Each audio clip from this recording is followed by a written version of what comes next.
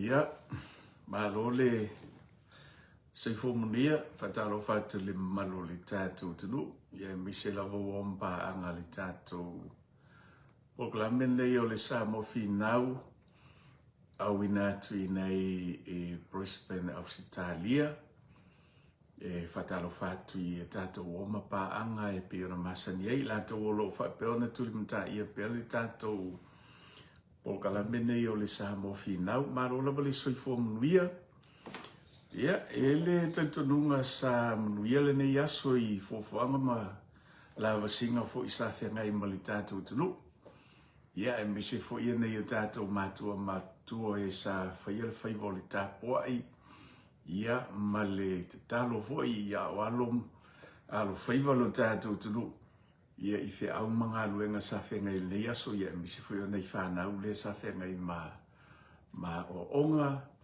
Ia lea ua hae manuia ia whaivalo filima o le nei aso ia e le tantununga o lo whapeao na manuia mea oma sa whianga i malo tātou tunu. Lea ua toi tasir minuti on tale o le tula iwa mai nei Brisbane Australia. Te le iloa il vaenga o le lalo langi o lo whapeao na mai mo mai ai ia le fiafi. Ia po wata se fia ia al taimina le wa ia le tātou noa le tula le iwa ia mai nei le pole asolulu ia mai i Brisbane Australia. Fatalo fafo i lanto o so i whawhengainga i lanto o lo whapeo na tau suina li vai o leola i so se vaenga le lalolangi. Ia maso se kālesia fo i o lo whapeo no tau pono wa iai. Ia awa lava le tala ina o le whiau ale atua. Ma lo lava le soifo manuia, whaafitai le tua wai ule nei aso. Ia lo whapea na whaamamanu pea ma lona alofa i ati tātou. Ia, whai e te comment mai lano le tātou live, ia whai loa mai pōtase fia le na vaenga o le atulu. O le ke lope o lo whapea na e mai mo mai nei fiafi. Ia, pe afo ia tūlanga sa ele nei aso, pe sa manuia ia pai va sa whenga iai, pe sa i se whawhita au ni sa whenga i malausunga. Ia ele nei aso lausunga. Le aso tūlanga sa ia whenga luanga le nei aso sa whenga i malausunga. Linga konga pale me palongo mai malvenga. Pisi aso ia ele mau se malolonga kan manga va manya aso ia. Ai le tu wai foi fi au na tu foi nei ya fi patalo fatu kalango mai fai lo mai po fengu unga ke ia si makia ku pe makilo ale mo fanga lo o ia. Oh, one thing before we start talking about anything else. We hit how many followers today?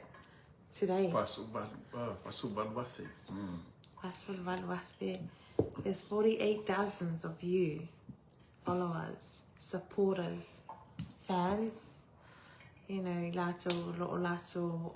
muli tai fo ia ma support ia le itu laune o sa po now. You know, slow wale there are no followers, but there's always, new followers.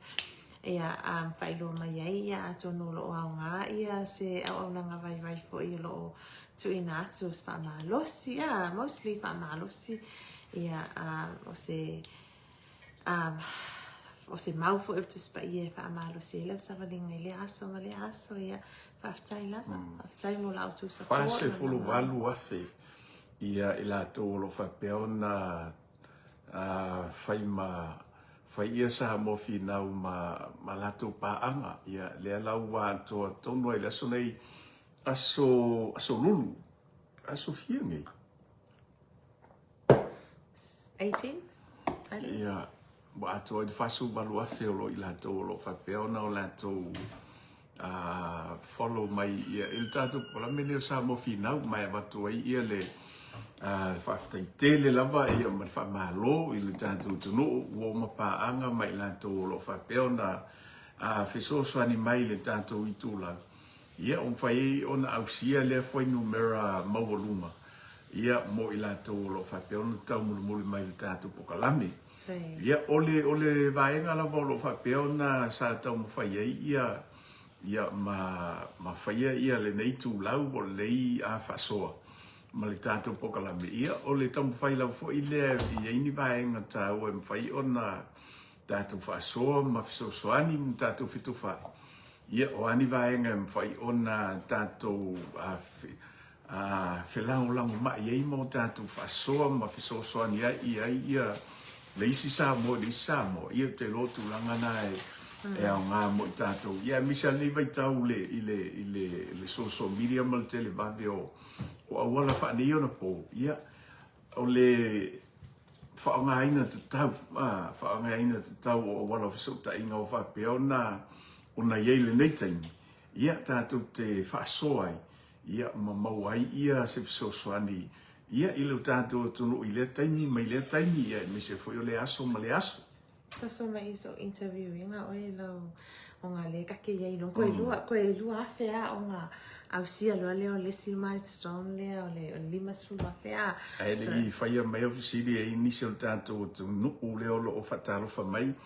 E inisi leo lo o mai tau atu leo lo o mafuta mai a Alaska leo wa 5 minute te a ile le lua le vaveau, sunga ia pita va tu ia tunia mataia, ma lo fa aftai lava ilo sunga pita ma lo le mafuta mai nevanga le fiafi. Wow. Ia so le sunga ile fa fenga inga ia pata Ioane Mikaele. Ia fa aftai kimunga ia so ma lo se fo fa aftai lo sunga fa fenga inga. Ia, so ngai sunga to ina ia le atu avau, ma lo fa aftai le mafuta mai tātou pokalame. Ia le fa lofa mai, ia mai lato umala vau leo lo mafuta mai ma ele nei fiafi. Yeah, whailo mai, comments mai, you know, ka ua lava lo comments. Comments mai po whielo a wai mai ai, ia whaatalofa mai foi, ia ma whaatalofa atu foi, ia o lea e whaalia, ia le anganga whaafitai o na lango le malu le tunu. Ia le wa atu ai whaaspa malvalu ia afe o lato lo lango ina ia nei i tu lau.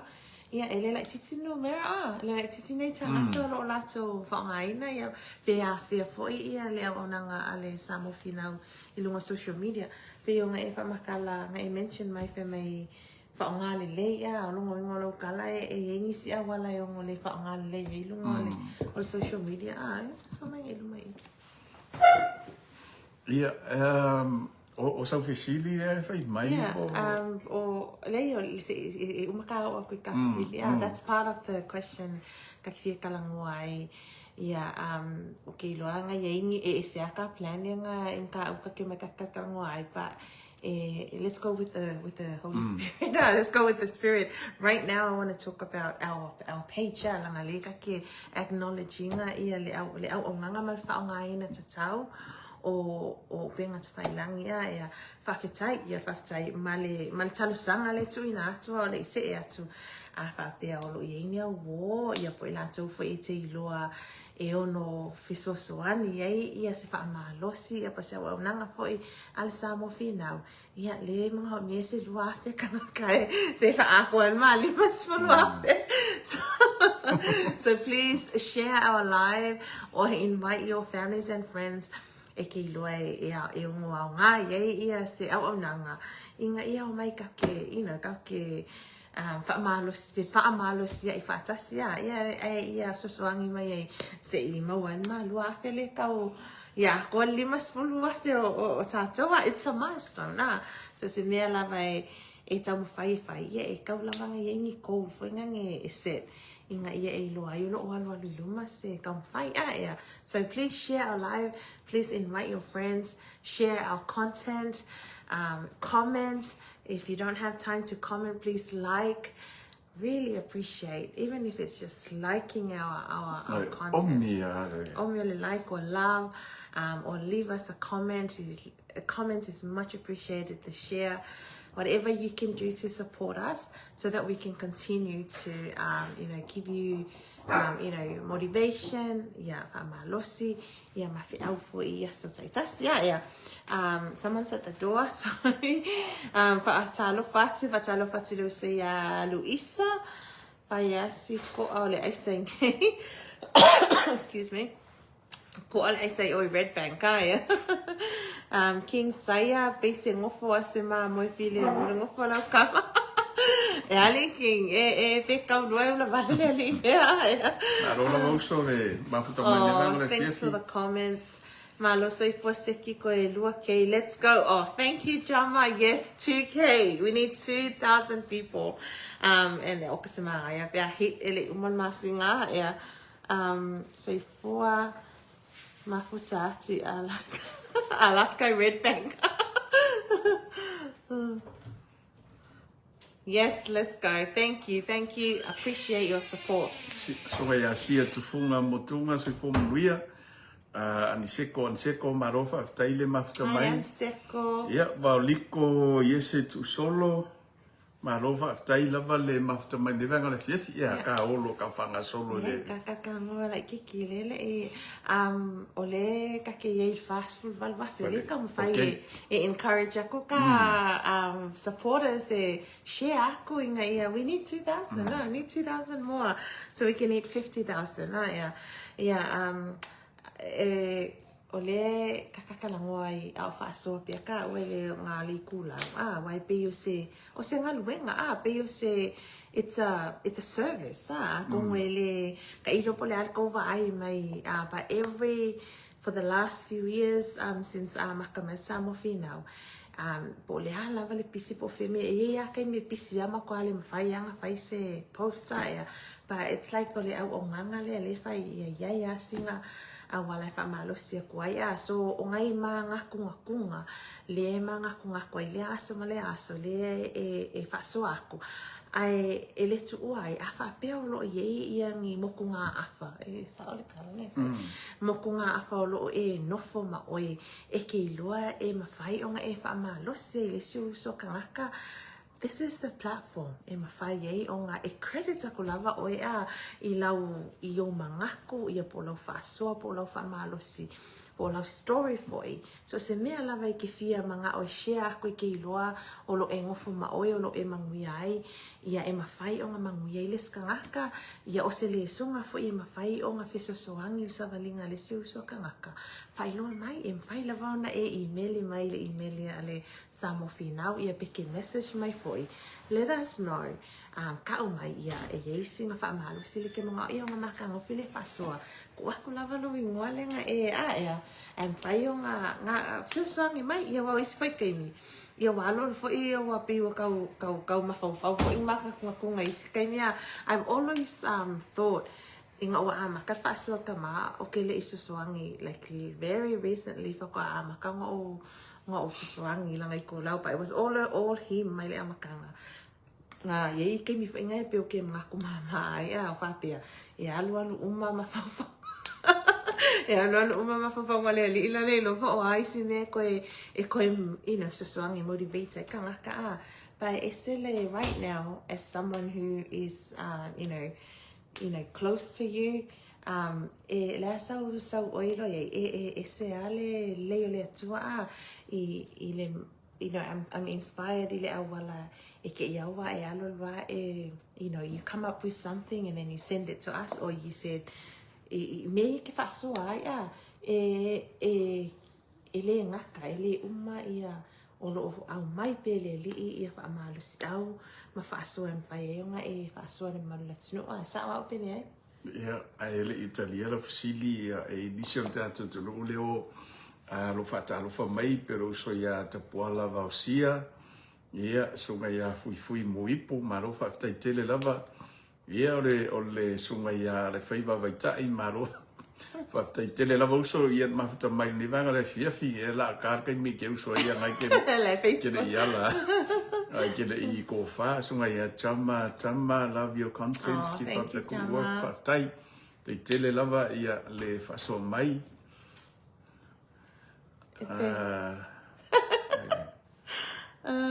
so say for my Niu real lai titi. Niu lai titi Angie nga watching from American Samoa. Oh, le fai mai ia is it Tapala? Mai pisia nga venga e oe me ai. Ia malo lava ia le sunga ia viti ave lalo mana ia fasoa fiti okay. Tara Wilson le mea malo sei fua fa taitele lava. Thanks for comments. Ma fita mai tanto pokala meni vanga le fef. Le foi lo visili le sa fai mai. Se kai mi vai le alo wa if you go ma fo se me ki fa malo si pe fa so ai pe o ngai ke le ia me ngai ngai ke how are you doing it? How are you waking up in the morning and like on fa malo si le because if ai pe alava ia le fa so le share kan ko le ku olongo winga olo anga lo la ko fa malo si le aso ma fekawi ia le foi vai le sang fia mai pe ole ma malo la tunu e support ia ngai manga ko foi ia ole fisili la e anga foi e ma malama foi la ko on your side o ile ke la ko fa so e se ke mi alo ai wa le ise me ki fa so ile aso ai Te loa ele ise kai mi fo ile o le kele o aso ke lo le kele o aso le va ko ka fa so pe kolu fa ia mai vai nga fo ile e fa so ku ile aso ma le aso ia se vanga o pisi ia ma le mo se tain ia o nga le ilos fa so ile aso ma le aso al kele o kai mi ia ole ole amakanga mai pisa esele ia le awala sa tong fai mai ia le tato itu lain ni sa mo fina ke los kai mi ia o ku ye fa so ai wa we malisi va nga wa mam fai o nga ka mo fai nga ia ma fa lo tele ku ye ka ko na o le ka fai le ia ni ka ko wa nga fo ile fai o nga ma ko se fa so fa malosi ia ma se fa manatu ia ilu tatu tunu a kongwa ia se pe kasi pe lua ia se tangata e tawone ai ia ma fai ona ao nga ila na isa balinga wo ka ko ole soifuanga le ko ke olai ele ise kai mi fo ile ke loe o so mai fka ia kanga kai la masabalinga ma fa fika uli ole soifuanga e o fo ia ka ua e o ia ma ua le la ko fa so ele fa pe o so se lau pasengi ele kai mi wa ivas fulu e kai mi o sa la lo le limas fulu e fa kai mi o me o ila lo se fulu pasengi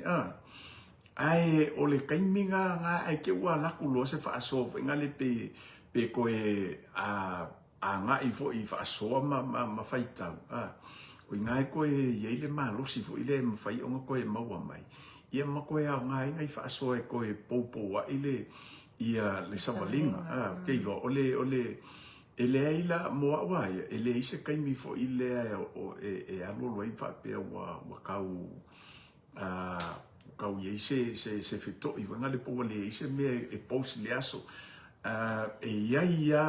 o le aso o aso ka ikasia e a mai le ia se fa malo si fa ia nga ku inga ia nga mo nga mo ka ku polkalan ia au te motino fo ia nga mo so se tasia ia ole tulanga le fa malo se ko fo tanto no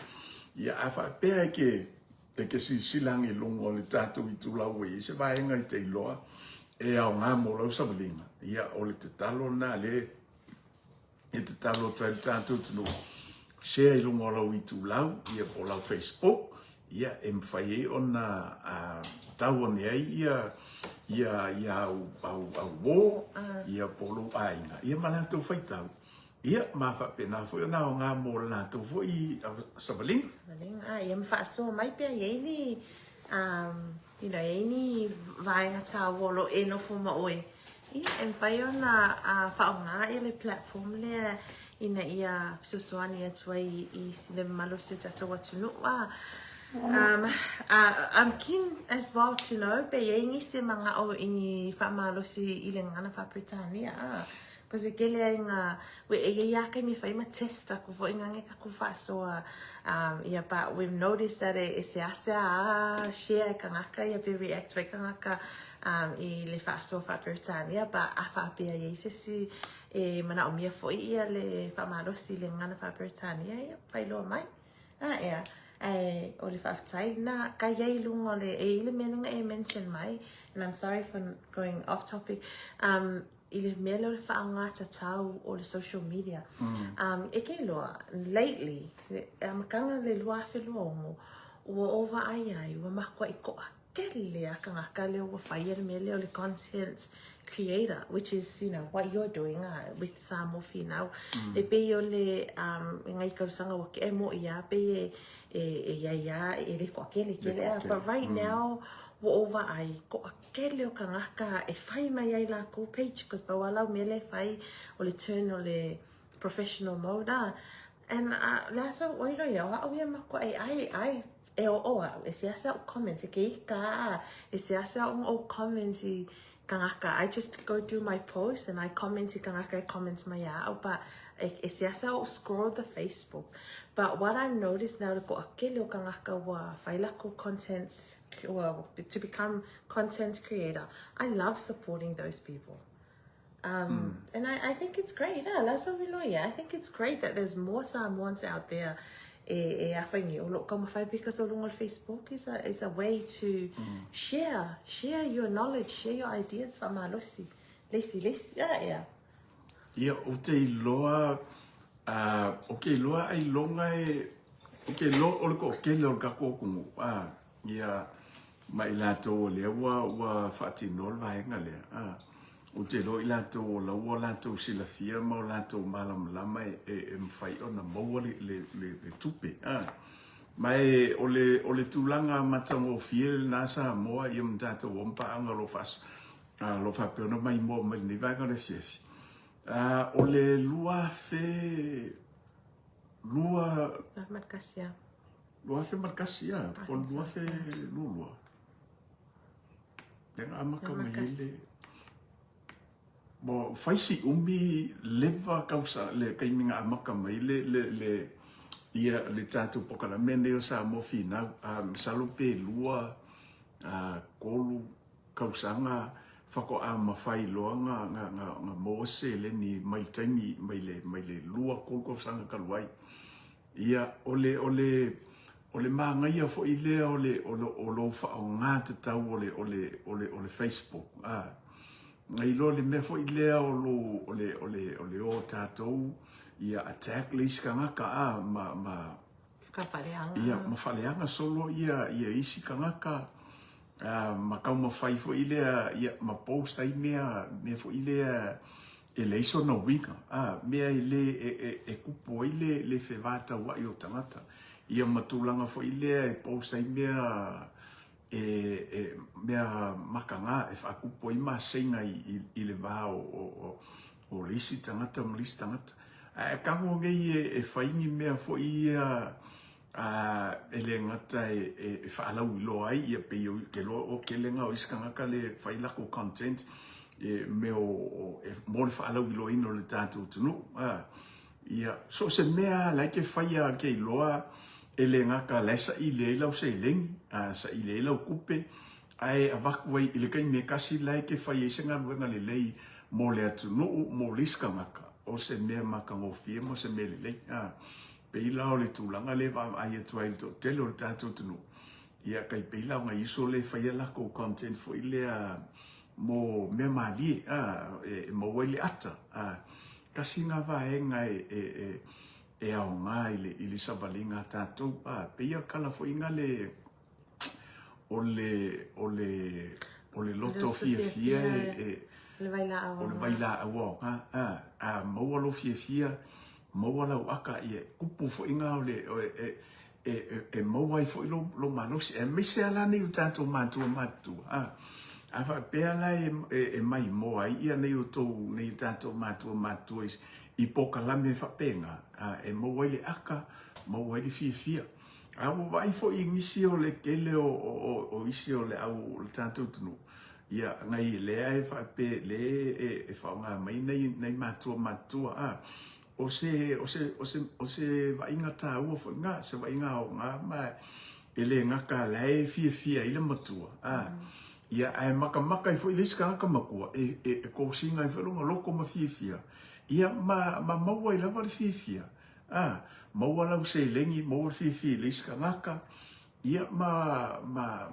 o ko ile fi au fo ile o tātou o kangaka Samoa, o kangaka fia. Kako ke lau maka fia, kako ke ngā lue whaakasi ma ai. Ia makako maua le mele o le loto fia. Wha o ngata taula lau Facebook. Ele ngata e ke whesosoangi e liso uso I le tu whaale anganga o le tu whaale tino. Ia e maua I lau se lengi. Afa pea lai whako aka wa maka lau Facebook. Lai ke le I ke ai aku penga o le kasi sengi. Pe mo se kupe pe nga le se fulu senge I le aso pe lima senge o le whaingore mea. E a maka le mua. Ka kofa penga. E a maka mea I le koko le whai o le lafo. Kol kia pula e whakali le kolu wha masinga o masinga. Kwa makuar karu. Ia whako am whailole ngai se sele. Whapenga fo danga ngai whairunga o kako o Facebook. Po se so se ala vaenga la ole so se platforma o lo whapeo ngaluai po le YouTube po le TikTok. E whapenga longa amkainga. Maka le mua. Ke Savali men I le longas ya se o nga e kwa I lunga mea ia ma e va ia kwa o ke le e alo ia se vaenga fo I se familia ngan fo nei mo ma nga ia lo analogy ling vai mai ko ngar kalo fenga mo mai ele o mo me wasa o a ver ese me nga kopi me no mai malo ia o lo ye pe lungo le Papikai mo the comments, thank you so much. The comments, man, it means so much to us. Thank you. Papai lo velo sungale paivao fasila malole se fomnuia. Papai lo mafuta mai tanto pokalame ia ma tanto tunu fo lo mafuta mai. Ka ye pe lungo le social media. E se fo ile le wo man ka fa so ile nga on social media e em fai un e fa malo si ile sio so kangaka e em fai fo I nga earnacing of so soangi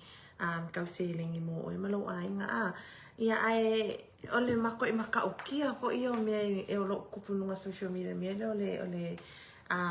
bullying cyber bullying e pe lang ka ko va ai le fa ka umako ia le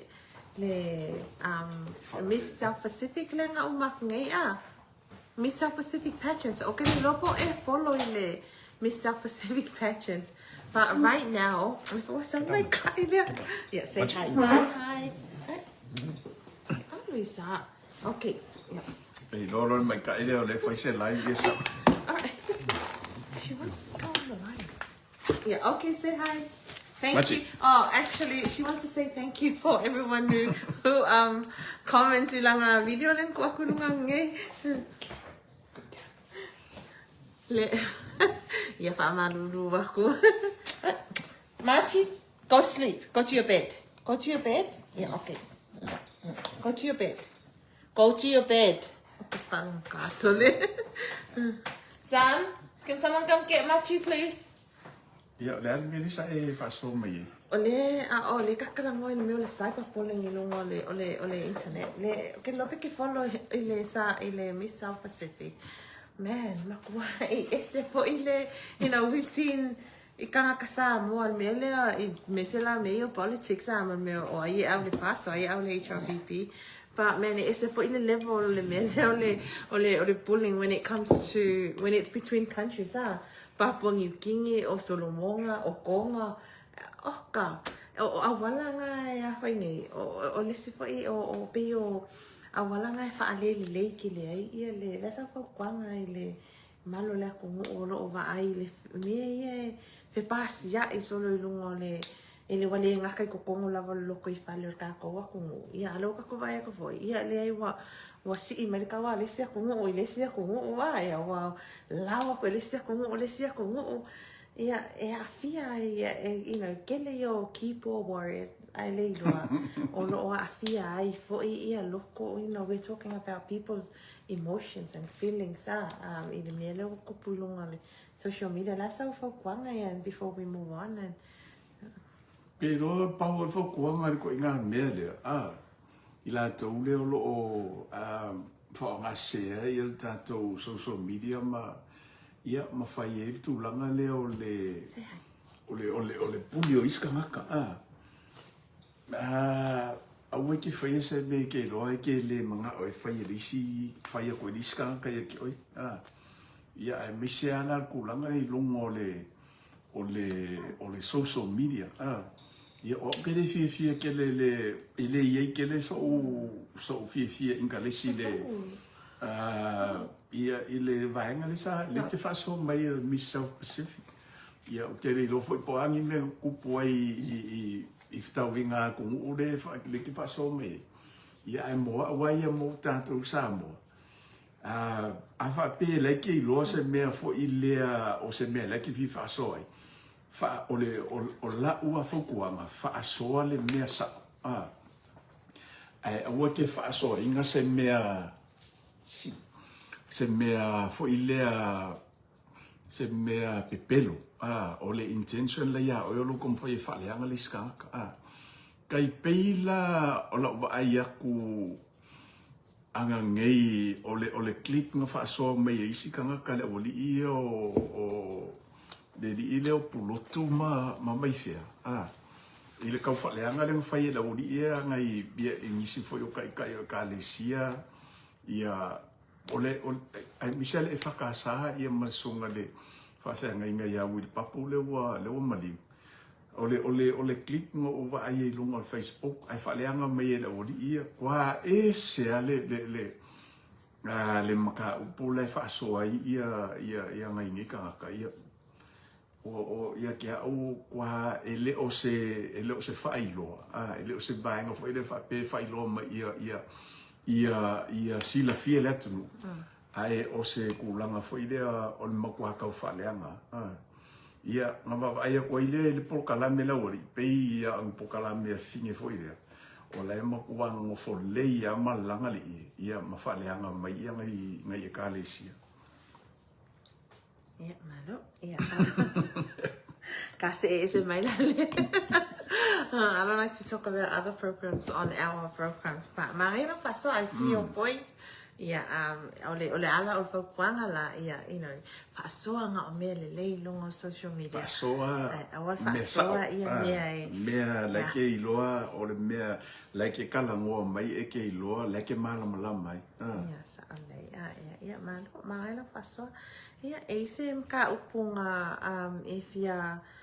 Fasoa I le malo le tunu ngi yafi. You wanted to talk about something? Yeah.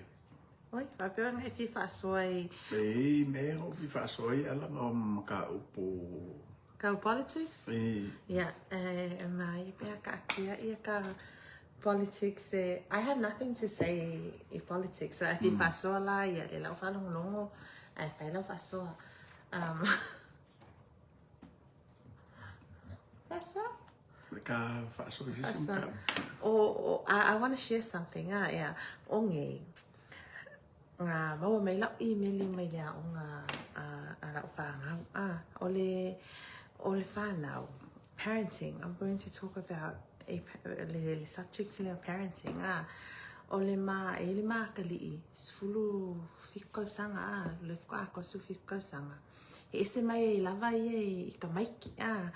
Ako fo ye, you know, faso mai ko mga kuai. When it comes to parenting, ese malava ka ko ese ka ko upbringing o ma ua fo maruko loa. ko lima mafangau e makua we came from e mo yang mafiolo mangi Samoa, but we came from completely different background. Ese lava ia leo langa ngau lai tamale ainga. Ese lo langa and it's e whainga kaya, because when it comes to parenting, ese ale awana sa o ai kamale ainga kongolonga ainga. Ese fo ilo kat kongunga, and that brings a lot of issues. Ile maua lava ia ainga o lea lawa mau mai wa fike ingai fike ingai ia o mamangaku faa matua po wai sa o wai se saular ka mamalanga mali background nga o lai e ke mga fa strict ke mi uma e fuer ka mai kiki ia e malosi ale loko vainga nga ia e kasi kaukala kasi lua ile faia sasa on my end o ke sau mai le background ele e o vainga le leo file mu ele e o le lima ele o lo kama kasi nga fasia o lo kama o nga o lava me ka nga fasia once ngo luanga pa e me lima lo kama so when it comes to parenting ile wa inga mafanga o kasi fike nga anyway we'll come back kakalango ile parenting pa o ngai se fa mo pelo story o ngai la ma kama sfufiko sanga le wa sanga fa I ula o nga ese mai lava ia I kamai ma kama ngai so umalung kama ese mai lava longa ese fa ngai kamai ki makupua follow the rules, find me onga, stick to the rules, stick to the program. Fa penga lava fai mai fe kali fi pal ma sandia va ai lava ele se kanga kai ngau ile onga. He likes to go to the gym. He likes, sports. He play all sorts of sports. When it comes to mea onga, ele fale afenge ele inkalesi kele ele. So ela kaimi pe wa yo o kaimi fai every year. Maua prices akamiki uma al masania. Ele ya o kala le fai san o afema wa ska award. Ele apo le ya 10 I broke down outside ole ngo malonga kong ngai le yese award nga mawa ale ngau lava o ka sanga le ka ngai yese swing anyway le way 12 o nga makalo le o nga le fa pia o ma ele la o ma le ka sanga le yese price so le me kupu wa vele ngau makua inga ia ngau wa ile le kali ima ia ko angale a nga ko so lo kilo kamai ai le ku wa ile loko fa ile me a nga wa ave me fenga all I do o le challenge fenga fa pia ka nga ma surprise ka nga ma wa ai kamai kila wa ai lo uso makua la le ma wale so wa ye me nga le compare ko kamai ki o le me o kele ilo o kaimi umo ke challenging ngai lo le makama o kaimi umo ke fai fam kalanga ia o kaimi nga lo ku ulonga mafau that o ia ale nga not good enough is not gonna anyway o anga ngai e o foi o will convince we are like this is it for him pa mo mai la email le fai o ngai o kasi manga and that was the first time o mo hise email it was the teacher took the time of how proud he is and how proud I should be of my son. Can I read the email there? How proud he is how he performed at school. Email loke fengal wenga loke fale. I was in tears. I cried.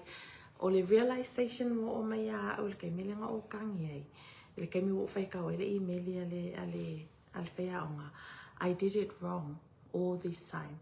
o loke fa pia loke challenging ala kama I was putting a belief I kongolonga mafau that he was not good enough, that o ele mafaingo nga mawase award ina was so kama faliange. I gave him a hug and I said do you now believe that you're capable ke lulu me lulu so kama o fai aku yai. Did you ever doubt yourself, like that you're not smart, you're not good enough? And you said yes, and you know, I felt so guilty because man, I did parenting, you know, the wrong way all this time. I should be encouraging him, I should be holding his hand, you know, rather than me o a fia ma wai sa wala you know, compare isi kangaka maisi maiki maisi ang siblings. So that's my story today. I don't know if you want to add anything, but I don't know ya go for the way you parent your kids, be maka o suits lava ia le ko inga parenting lenga ye ka ko yaso ia o le sasa ma le fa kong laso lo pe maka wa ka o sui ia le approach ka o ka ko approach ngai ka ku fanga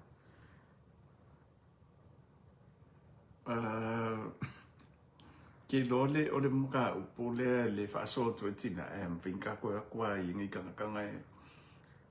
e comment mai ka fo ya.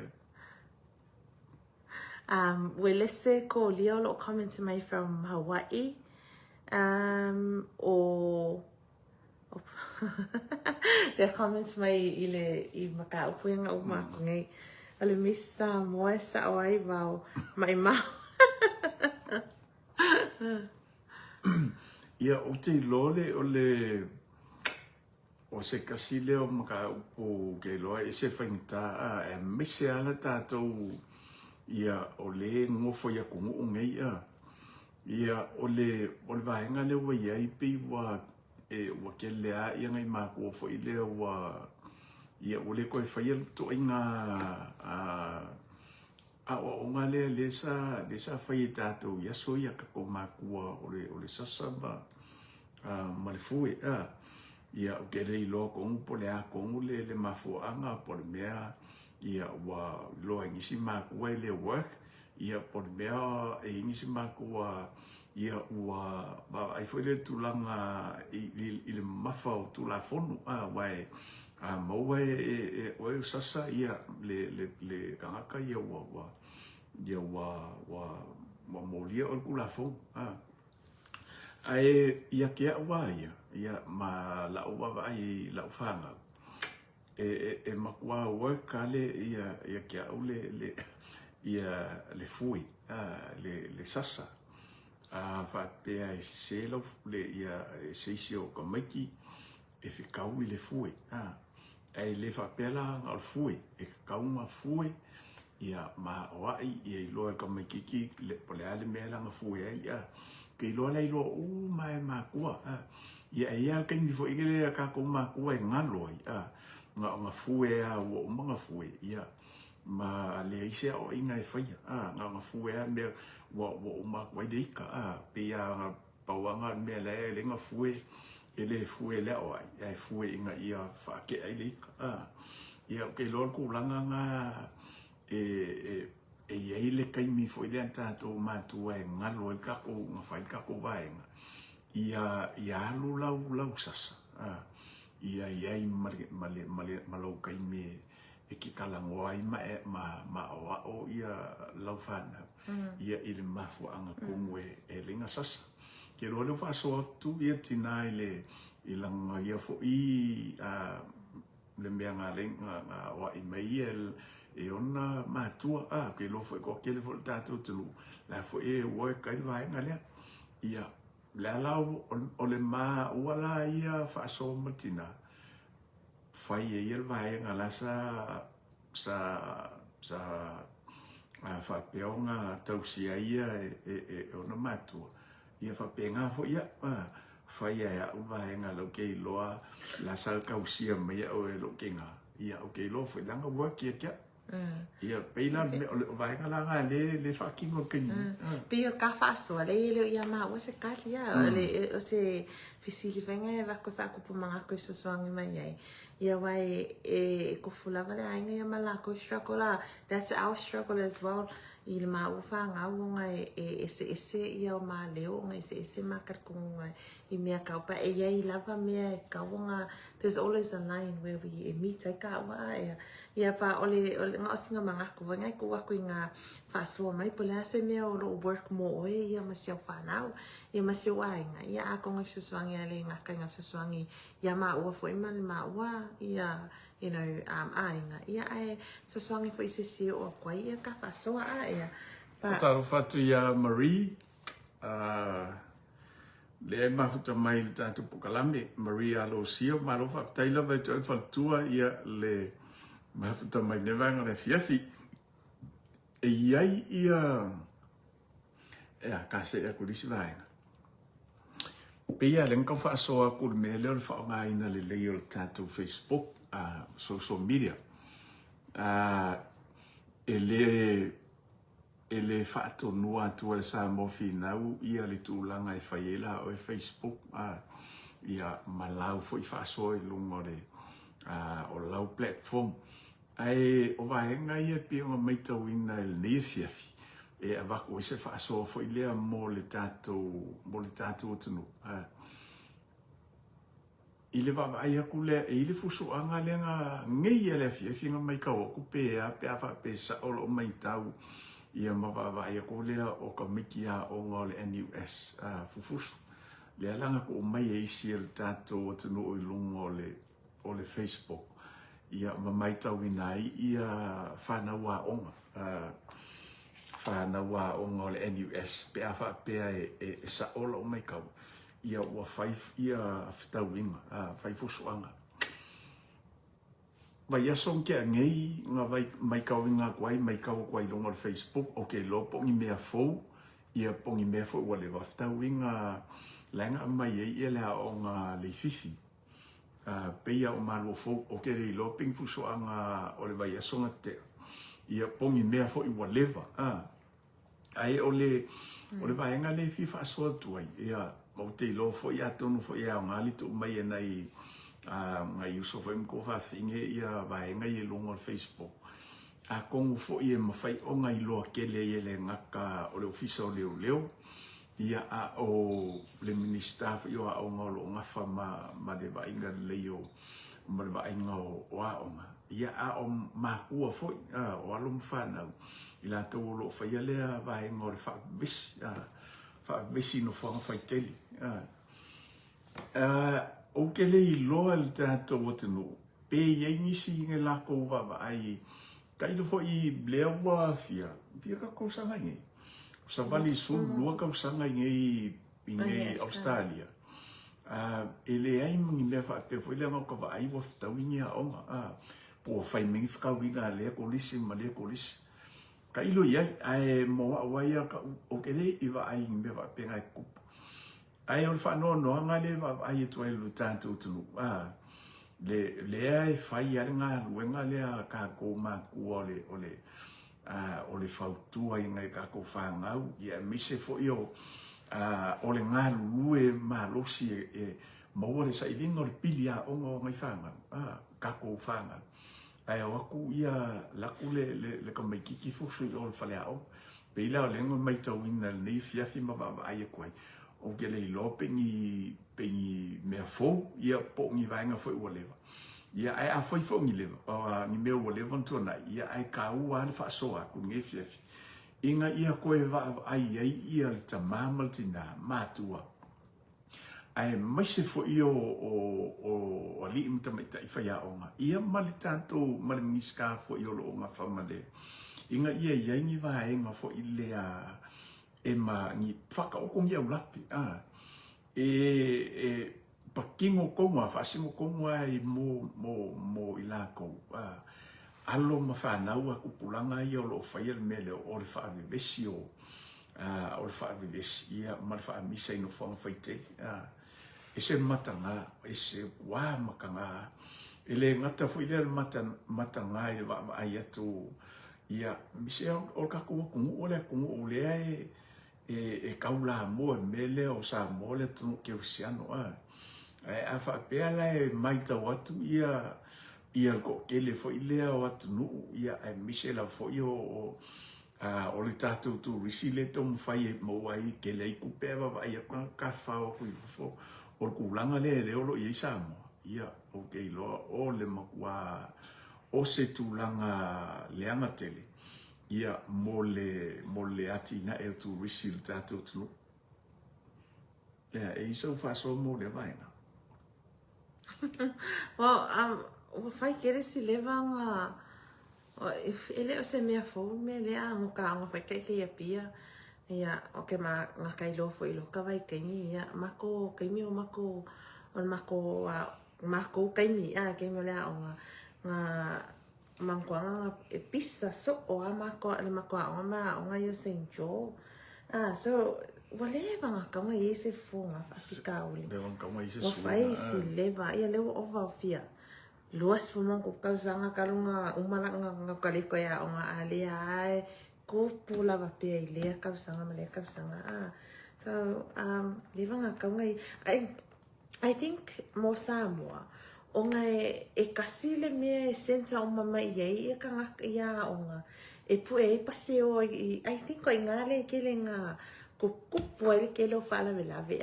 e mele mo vol fale li pasile e mai e ka mai ki kai karingal ke lo poko ye ngai kai mia ke mo ma keki I think ko ingale ma fo nga kele le pisa le vevesi e wai le pe ngai e umale a onga le area ia ola ko ia sa fa pe fo ai ama male pisa nga wa loa o nga ka me kere ku malo e la ko wa nga but I think ia o nga ia pia o nga ole kulanga le aku ole o nga o the school e o mai le ma keki po le fuli ma keki po kalingalo e fa akalele pasipio ingale e ku po feke ka inga ia o la wai lo ia it comes back to parenting ale le lava o nga o lo walo i kongolo ainga ia e alu foi kama kiki e alu e loa le alu e kaunga alu ia wa fe mai ale kala vai ngange masange ya ka ko makua ia e alu malawa take your manners with you a wai e ka o koilo kama e ka o koilo kinga so po ala me kupu i kaulanga po le aonga e mo man ko kama kiki le sa ai kai mi va fai afeleki ia ko e mafau le ka lo kama Ma e vai nga le fa so mai Marie tupu pisa o tamitia o nga ma si fai ia vai le mo sa o mai Marie le si vai nga le sa o vai nga fu sa fai Marie so ia o le to ole vai nga kai le ya na mai lo Marie me le tau e sa o le ia e fo ninga mai e le fusu ile fusu pewa ia le ala ua maua mai e sunga i le to ina ia le atua bao fusu anga tamitia o ngai pe o last week e lua tamaiti mai le a onga ala i fifi na o suspend ia vai le to telo tamitia lua tamitia onga mai le kulisi o le fifi le o suspend vai le ia i le te leo le afianga ma afia ni tomu fai o nei matua e una ina ifana ina ia mo so la tu luma ole influence ole mele fo ilea ka ke va ai e pe fo linga mai la ele i ole malama ele i ole malama mai i le kelo ko mikia on fa pe ka i kanga ngaka i la so kai mi lai kai mi o mori makami ale falling on mai e o ma kai minge o malama ka ai le yo la mu wan ko ke le o ngai o la i ko ke lo ka mikia o ngal pongsa ia me lo ka ko lo ai e le ila ia o lo malosi le ka un fai me o ti apolo le mo me le so tsaina ya le sima fa nga fai mai nga la ko vai kemi ako wala o nga ka fa makenya o nga kaninga ma fa nga nga fuso le ma fua ina ifana o matua ile ai ma fua ifana o matua ile se mana tua lofa le mafatianga ona i matua tausa ili tupe mole ono le nau nei mātua ia manuia la tuaonga. A wal mea moni a lea ele ise matua whaatonu e fusu. Sa o le lei lava ea. So, I'll take back my lau kalaling whai aku e kau o mākua a, because sa o le lei lava mga aku lea ele ia se makua e kuli langa alo e alonga winga la o le kamai kiki a ea. Sometimes we can only do so much as parents. E kau ke awa o e kaku whangau. Ai makua nge lawa ka mai kikia malonga sa o lukonga whailanga whiwhilinga. E whiwhili e le mea sao ma le mea kaunga whai. Sa o ai lalfa asoa mai e se ai luputea. Anga le lei mafau ka mai ki a kongu fo i o akule ka whasoa po ingi whangau e o akua i a ngai mākua ka alofa i ngai mākua e o ngawhia ngai alo a ea ngai alo i a whia i lea i ia wae ngai i le ki ngā ka ke langunga wha i ka ikari ki ngā as a parent pia wha apia ia o hao e uma ka ia ko i ngā o ai ka maiki ai o aku lawa i kua ai aku ese ia awala ese ia mionga e whai a I think o le si mea o le mea leo le influence bad influence mai woma e a whainge o le mako inga ua mako o le area ia mau ke iei ko kongu o akungu ia mau ke ngofo ai o le area nga mako ngofo ai a o whae wiua o nga kamaiki mai le primary school we looked at school o nga o le ko inga mea lea o le influence e le lei o maa o nga e whai mai whai makua ka kongu nga isi makua o mako boing e whai mai e le lei e kusa o maa o nga ai o kamai kiki a ia a le o kamai kiki yes e sa o le a but you know how we ngai ele mafai unga ele avea mafanga o le a onga i ko kongo le ere le mo ke ye but nga ave ya onga you know half an hour away ai ngau ka ko mu mai i kula a ko drive ai onga ole mele nga ko mama fau ia ave esse mai ma onga le ke le influence o ka mai ki Pasifika ia e ola fai ko inga kai pifo yo ko inga ka inga ia wai mo ina va o ka mai kiki lava ia ai a fai e ma fai el makua o nga avele opportunity le ka mai kiki e ave esse mai ai mai se ngofuanga o lo ye se influence le o le mo lo walo ia la advice nga do it because le mini mai se oe ia le chance for le avangoa e influence ai lo walo i ka ngaka mai ki ko kongo i e ka mai ki le bo already o le whaalongo la ko i la kumakua ko sa mea nga e mai a wole le anga ma le anga a wole ngaoi ma ngaoi ma le ngaoi e umange wa ngaoi so you know ka ua le sasuangi communicate be ka ko ma ko ka ko fanga check up on them mo les ka mai ki ke la kwal ka les pukalinga e fa pe ka ka ia lai fa alongo mai ia ele lo e kia e il fale ka ko fo panga la ya lo la ko o ka lia fa kwanga ma le influence la mo mai e les ka mai ki kia ia ka ko swangi fo esa ilinga o wo ka ko fanga wa ye ke mi e fa mai i mele ka whalongo i Samoa ia se me aongi e ko pi o ia mama a kongo ingale le mai manga whapera ngi so makua o nga leva ai ako were already you know it's a bad influence mo la kama a kongo e sa ole ko inga whaupuanga whapeka ke whai la kama pe whape I never said that i la isi so la whanga wa pa a whape o ke wa ai ako lai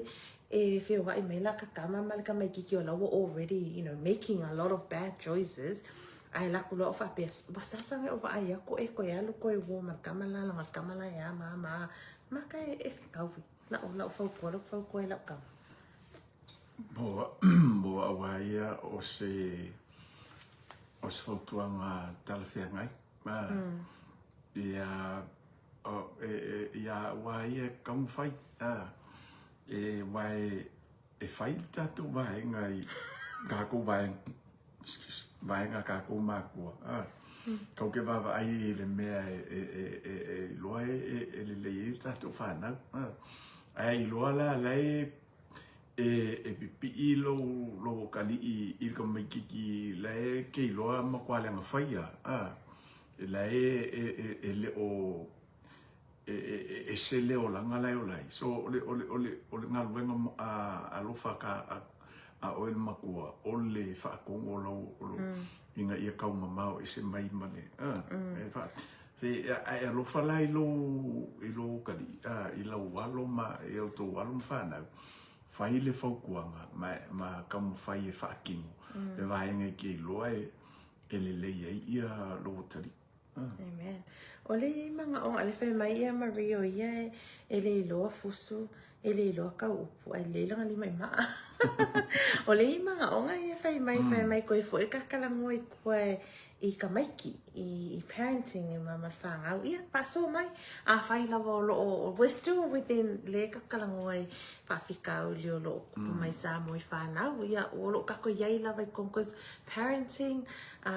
it's a very broad subject, ea. So, e le mwhainga specific, a koe makele o whaaso fo ea meo o ma ua perfect no, we o e struggle whakasi o malawa kako, because le sau le, it doesn't come with a manual, with a book, so e au mai ia manatu, ia e manongi e le lolo, o sa o kara e vai. Au mai o tato manatu, ku whakasila ia se soangi ia lesi, ai awhai o lo ia se whasoa inga ia o e mwhenga, if you whasoa mai i le kula valea, whatever side of parenting, whamon mole whasoa mai. Wale sa u fautuanga, sa u fautuanga lea la wa umalang ka whasoa i le vaenga mātua.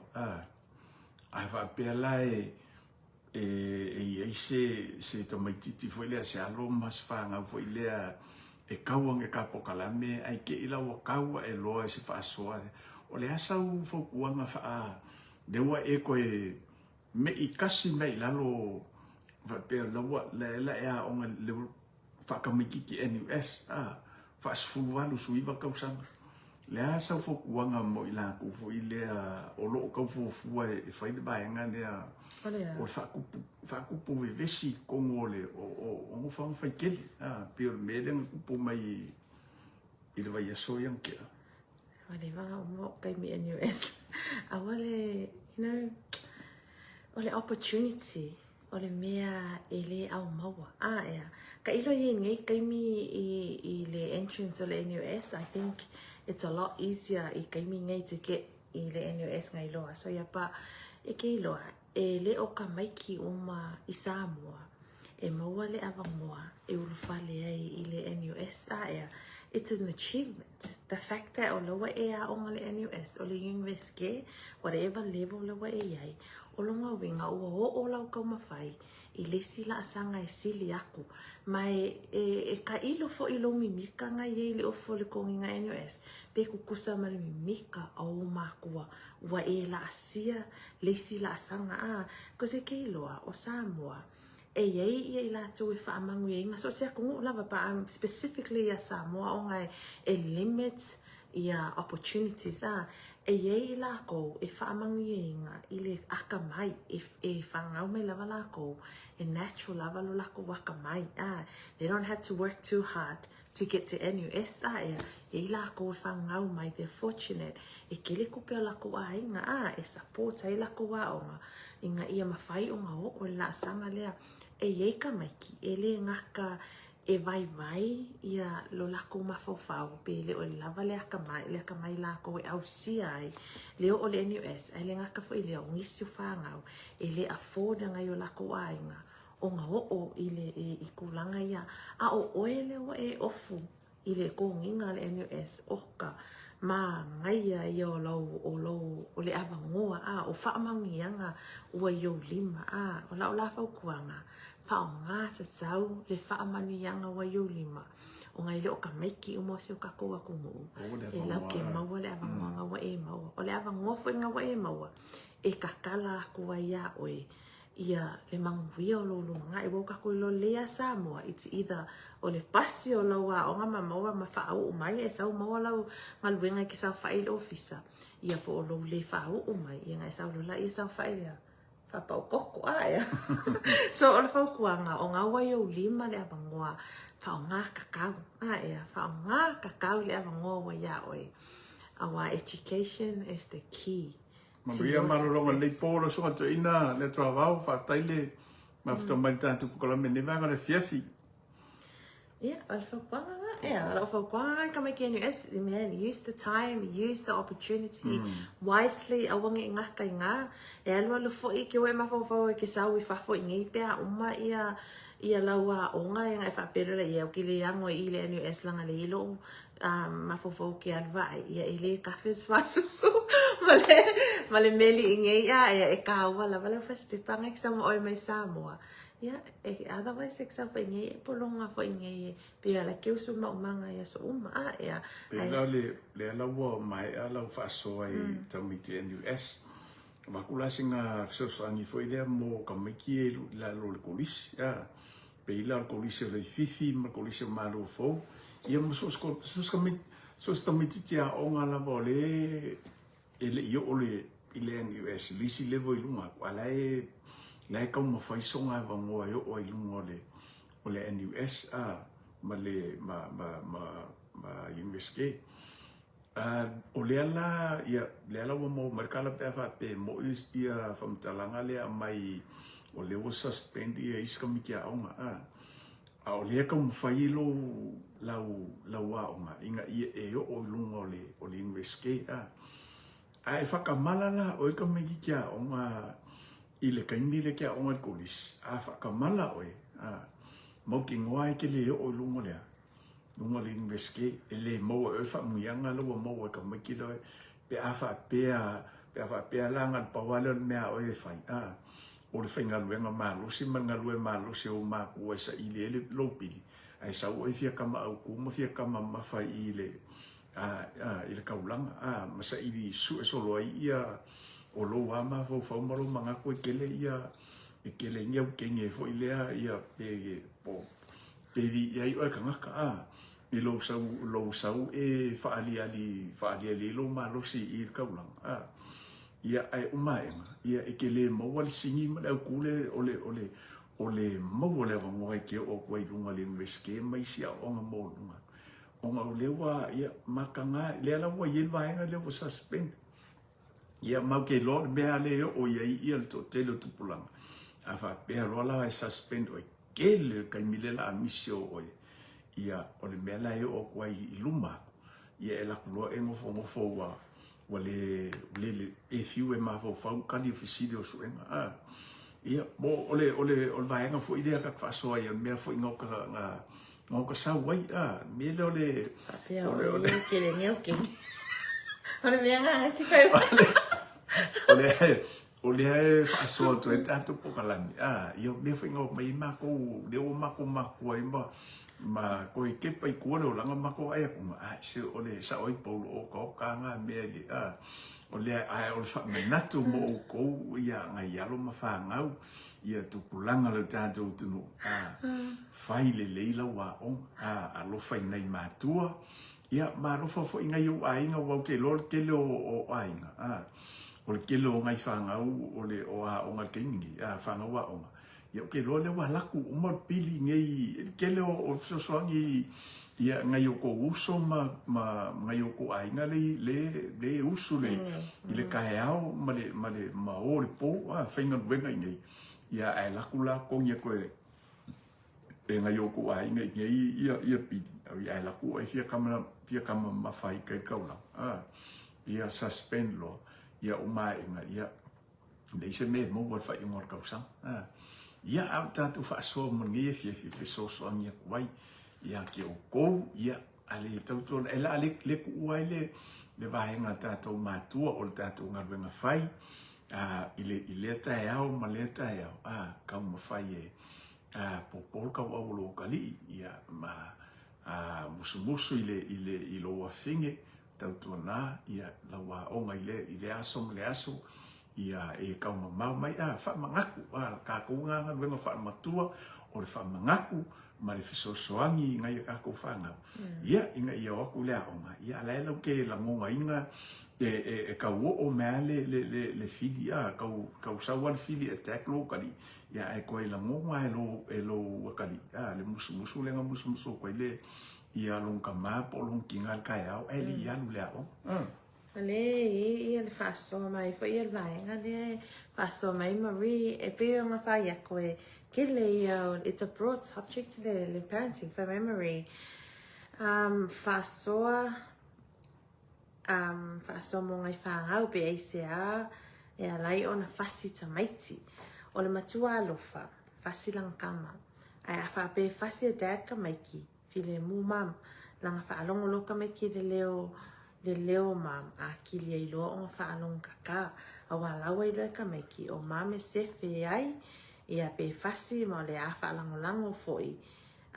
whaalongo leo foi whangau. I don't know, e pe a whape o ke vaai akua i le e mangaia le laka karangoa i le vaenga le fe memory a wai sa o le ia a pe o lisi mianga le fike nga i foi ia parenting ia ka ua. Ai o ke vaai ke Marie o le makua i ke leo me i fi whaaso memory a I don't know, should we keep the number a whape ke fia e ke fia vili mai e whailau whaasoa ai whaalongolongo. Le wala fia. Next time, Marie, next time. Pa mangai ai o le awala o le point le o mai Marie mon me le whaalongo aku wai ma wai ka ua mo foi o iskai me whaalongo mai le o ka meki polo ki whakong ka meki e whai e se whiau ia e oso mai mai e o whenga whia ka meki le lava le whakao mai ia pon me le whasi you know whasi aku ia le sau whaasoa e sau loi whaasoa Marie Whaasoa e ngai mangai e ko whaasoa Pia oro me ke la vea ye so sa olele fa so al fa ya Marie fa taila wa fiango pola taivao mal faltua ma tango fie fa so manuia malolongo po ia le la malolo ia le ai lo putea ia ma fa taila wa lo fianga ia putea manuia foi ia malolongo fianga nei fiafi lo futele atu O lisi vaenga e whaaso Marie ma fuafusu tamaiti ma rosi le ice cream. Ke lo lisi o lisi vaenga leo te iloa leo wa ia peo nga maita watu tātou tunu uma mai fu ia whaasoa ngisi o li i ma tamaita i fo mai. Kulanga leo wei ia kako. Ua isa moa ele ngata o le au matua tupulanga talavou. Ia ai o le fo mo me fam talanga ia o mo fo ia o ia long fa na wa nga wala to tango fiel kamare o isa o ke lo le si va nga le o lo ku fa fika o le tato to lo ia ona o ia le tamale o fo la o fa saina wa fia ia na yo tato alo ma fa na tu pulang talabo ai peia ona whaasoa atu ia i lo tātou tunu. Ia e mise lava nei tātou mātua. Ia o le tāua ia o le tātou ngaruenga whai o le tātou whaasoa ma le tala noa. Ia ma ave ia ma ave le whautuanga ma le tualalo. I le whanau le ngata i le pō. Le po le fai ele to loto fiafi ma le tae ao tai me fai ele to talo ma le loto tae ao ele o ese fa na wa ko e fa mangaku ai I fa na ia tautua na le a onga kau kua ngā le a miopu lea kau kua ngā ia kau mamao ese ma ia ma fianga ngi o lo a fiai ia nei alom fa na ule o lo fa tupu ina le vesi ia ai mesia kamale o fala o fa saina fa pea ke fa mangaku pea I lo walo I lo kali I malo fingi so uma awang I mapu I el kako ngaben lau faukua malau fa manatu I lo I alo mafana okay lo ia ma fai fo yo nga vea mase o ngata ua mo ilato mase fa mangaku mo ilako ia kai mi fo ilea lawo o kai mi wo o kwa ia le fa so songa fi ia alai la ngona e to mititi la ngona e lo tali ia polo fine la fa manatu tu tae ia a como se vai nga ka o mfai o nga alo ese mai fa fika dia pe o nga afia ia ia na ia lo mfana Se I lawa kule comments a Frederick. Ia nga wha mai leo e ka whakalamea. Ia fiaki. Whaftai whasoa pe inga lua saungoa. Kako whasoa I kako whangau. All we can do is help, but we live different lives. Then we put the discipline on the kids, but all they need is love. We always whailia lofa o le matua ea mai whasoa e se le ka mo le whasoa Frederick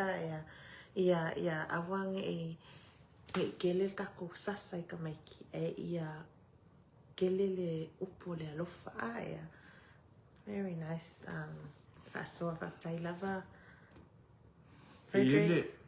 Ele okay lo pe pose chau ka le ale sunga le pulea onga le te lo to tele ni soltanto to lo la to mai to wina ia le sunga pulea onga kolisi o le tu tanele e masangi onga fai mai live ma faso mai lo tanto tu isen manga ia o le faso fo ia le ale fionga le pulea onga bilanga fo ifa mangaku mai le kai ni male aso ia I matua ma alom fana wa le ko malo le ko kan na ko malo ko malo ai mo ai kula per vai aso dan ke por eso no fo por eso se aso verso ni o la ile posta le aso ngat pulea onga fa pia fa ko makale NUS ale wo sui alo mo sui o tele I loa po le kongu ia le wing ole ai peia I la o kau mai kau ia o kulanga fo ia masangi ia lo mafana ia me leo aku le onga ia ai ese al kulanga yanga ia ki lo se vai nga fa pena le e fatau ia le posta le ale fiona de li pulea onga ia o se tūlanga fo e whamangaku aku mō ngai alo mawhanga. Sa ili mua ale poto. Sa ili mua ale poto. O isi mea, muri mai. O ke mangkua kala ale al whaia o ngā, mako whaia o ngā ia mako ia soia.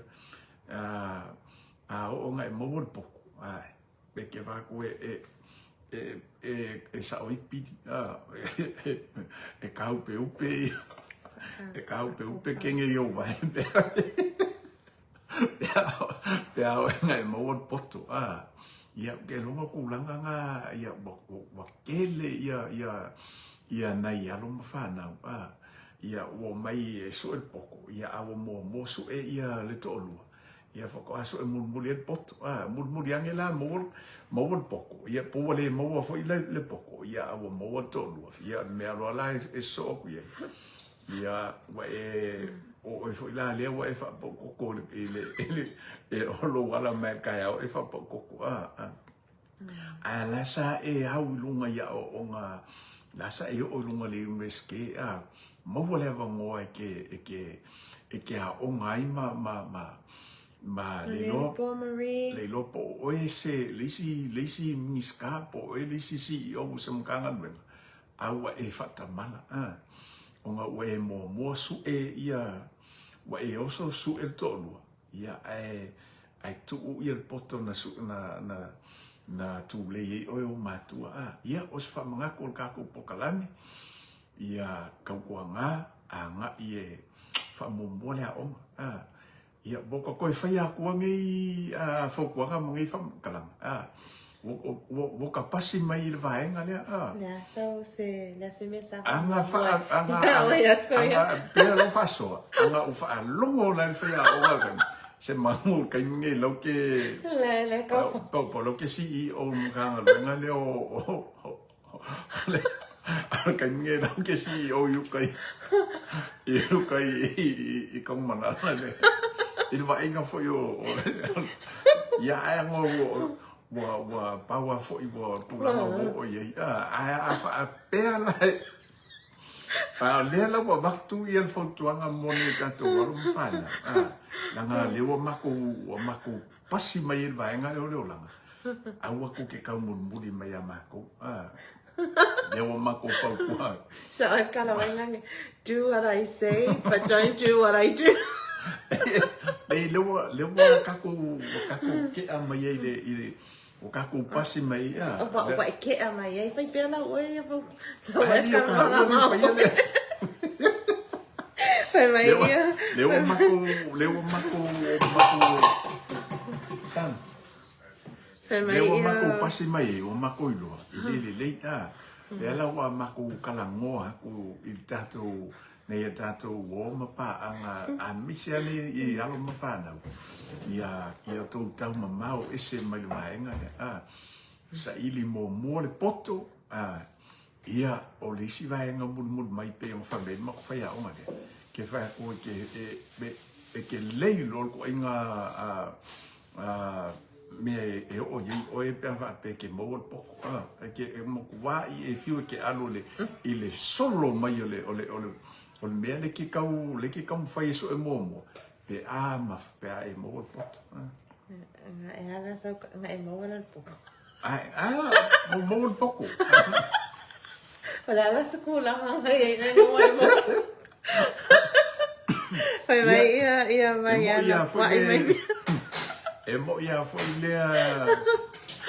ia o pulanga foi ia wo foi ia le malo se o ia anga fa pe ele aí vai ele fa mo ia vai se mango kaindinge ile lo que CEO I le official of masimo ia o nei vai ngai fa manatu pe ia malongo puia li fo e malu le tatu tulu ai mise lava ne tatu o ma pa anga pe ia na fa ilo atu ma fa so atu le tatu tulu sa mo o le tatu ngaluenga ia o le tatu so tau au ia mal tatu ngalu fa tas o le ase vai ngai mfai ona fe so ni atu ai le tatu la me ne o le sa mo finau ia ma fai fo ona e fa so mai e tatu te fe tufa ai ia awala vole manuia o lo tatu tulu o le winga na male ma se tau mo fainga fo I lo fa peo na ma tu ngalu ai ia ma o fo I martina nei ia o ani vaenga ma fai ona fe so ani tu ai lo tatu tulu lau fainga malanga ma ia mala fo I fainga malanga ia tatu te ngalu le fa tasi ma fe so ani ina ia ma fai ona tatu au sia ia ni vaenga fo ia moi mitinga o lo fa peo ono tatu tam fai ia wala vole manuia o nei o tatu ai ia ai mi se fo o manuia o tatu le kalesia ia fa muri nai fo lo tatu tru ia o le nei fiafi o le tatu pokalame nau te loa ia wa le va fo le fiafi te loa le o va to male male tu la tatu fa soa ai fa ftai tele tu lava ia to fa ftai tu lava le malo le tatu tunu ai mi se lava tatu o ma pa anga la to lo mai mo mai tatu fa so nei fiafi ia po nisi fo le tatu tunu o ma tatu o ma pa anga e fai ono la to mai mo ina le tatu lai nei fiafi stai mi mulmuliane e to e fa ftai atu ia le tatu pokalame nei o le sa mo finau ia e tu sai malato fiso swani ia malato loto anga le mai ia ile tanto poklame ne sa mo finau ia o le aso a fiefile nei aso le nei ia le anto ai ia le tanto fast food valu afe ia tanto followers ia o lo fa pea on fiso swani mai tanto poklame ia ai manato le weekend pe a faie pule lo fale li au dia tu le ola male malo si to mo se si fa so se si tai me va tu ese tatu pokalami ia tatu to ma futai pe a fa pe a matu ia ele tu lo tu se fua ia masomato ola e mel ni fiafi ia fa ia le li malo longo le nei po ia tatu filoi pe lunga o le tatu fa so le aso ai moli te leatu le ngana fa tai ma fa malo I le mai mo mai I le tātou pokalame, mai loto ona nei matale, ta se. Ia. And Deb, ta se. Ia, mai le tātou tutua ne o le Samoa Finau manuia tele. Malolonga whenga I mo le tātou tunu nei fiafi tō whasaifua. Good night. God bless.